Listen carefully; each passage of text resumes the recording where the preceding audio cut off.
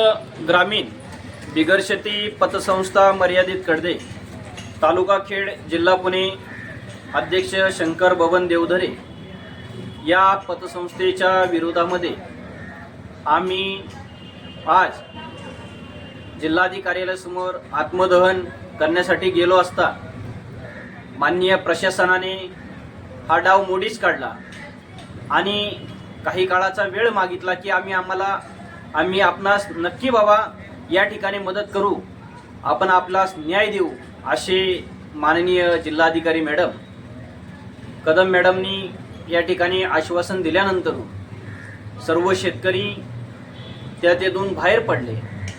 या ठिकाणी चर्चेस शेतकऱ्यांनी मॅडमला सांगितलं की आपण या ठिकाणी जिम्मेदारी घेत आहात, आम्हाला आपण न्याय देवा, आपल्यावरती आमचा विश्वास आहे। त्या ठिकाणी शेतकऱ्यांनी मांडलेल्या ज्या मागण्या होत्या, जे मुद्दे होते ते पुढील प्रमाणे आहेत।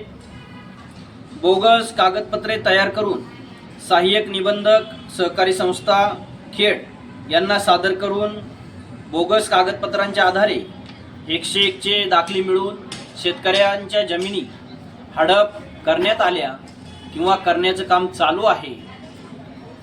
त्यानंतरून सदर संस्थेचे चाचणी लेखापरीक्षण केले असता चाचणी लेखापरीक्षण अंतिम विशेष अहवालामध्ये सुमारे 5,17,00,000 रुपये अध्यक्ष यांनी मनमानी करून सहकारी खात्याची परवानगी न घेता स्वतःच्या मर्जीने बुडीत खात्यात जमा केली, ते बेकायदेशीर आहे।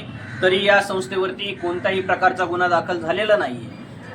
चाचणी लेखापरीक्षणामध्ये सुमारे 36 ते 37 कोटीची जबाबदारी निश्चित होऊनही ती अध्यक्ष यांनी संचालक मंडळ यांनी स्वीकारली। यामध्ये आपण बघत असाल 36 ते 37 कोटीची जबाबदारी म्हणजे हे पैसे आपल्याला या ठिकाणी समजून येत असेल तर कोणी कोणाच्या अंगावरती का घे हे आपण या ठिकाणी पाहत आहात।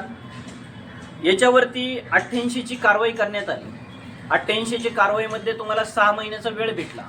वेळ भेटल्यानंतरून माननीय पतसंस्थेने आत्तापर्यंत 2 वर्ष होत आलेले यांनी आत्तापर्यंत पैसे जमा केलेले नाही आहेत। सहाय्यक निबंधक या ठिकाणी सचिन देशमुख साहेब आहे, यांनी त्यांच्यावरती कोणतीही कारवाई केलेली नाही आहे किंवा 6 महिन्याचा कालावधी असताना 2 वर्ष झालेले आहेत। या संस्थेवरती आपण कारवाई का करत नाही?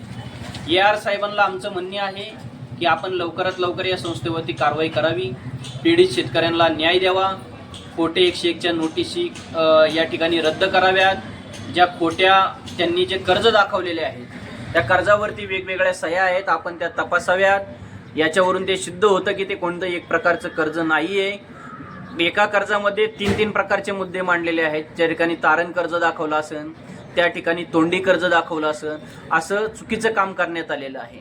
आणि या ठिकाणी आपण जर पाहत असाल तर सहकार खात्याचा नियम आहे की आपण जर एक कर्ज घेतला असेल ते पूर्ण झाल्याशिवाय आपण दुसरं कोणत्याही प्रकारचं कर्ज घेऊ शकत नाही।